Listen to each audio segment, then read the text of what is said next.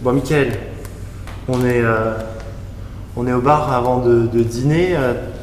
Qu'est-ce que tu veux boire déjà dans un premier temps? Une infusion, vous avez?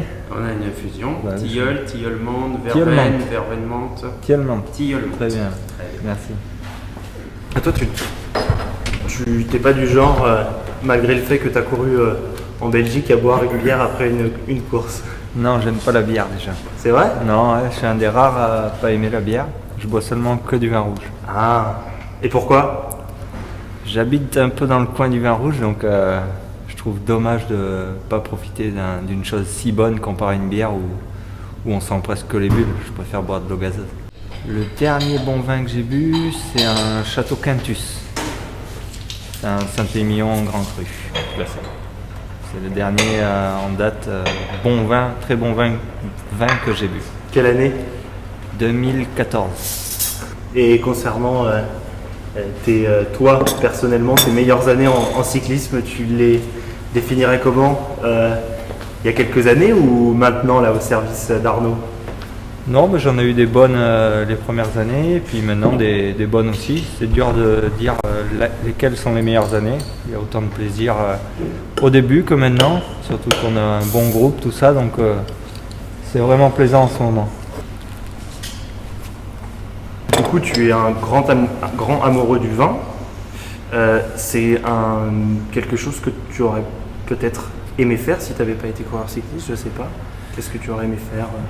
Ouais, j'aurais bien aimé travailler dans le vin, mais bon, je sais qu'après ma carrière, j'aurai du temps pour essayer de m'y consacrer un peu plus. Pour le moment, je ne me suis pas trop penché sur le projet, mais je sais que je connais pas mal de monde dans le Saint-Émilion, du coup, ça m'aidera peut-être un peu à rentrer dans un château pour déjà apprendre à la vinification, tout ça, quitte à faire des formations, mais c'est bien quelque chose qui me plairait. À terme, ce serait plutôt pour faire quoi? Plutôt pour être sommelier ou carrément travailler la vigne? Explique-nous. Non, pas trop la vigne, plus tout ce qui est maître de chez ou quoi. Bon, ça va pas se faire en 2-3 ans, hein. Il va falloir apprendre, peut-être faire des formations, tout ça, mais j'aimerais bien faire ça, maître de chez. C'est celui qui s'occupe de la vinification, des mises en bouteille, des assemblages des barriques, qui choisit quel vin on assemble de quelle barrique avec quelle barrique pour faire le meilleur vin possible, qui choisit les premiers vins, les seconds vins, tout ça. Oui, j'en avais porté une bouteille là, au cas où on gagnerait une victoire d'étape sur Paris-Nice, donc on l'a ouvert hier soir, on l'a bu ensemble. C'était quoi? Un château Cap d'Or, Saint-Georges-Saint-Émilion. Bon. Et il était bien? Oui, il était pas mauvais. Ouais. Ok. Et t'aimerais...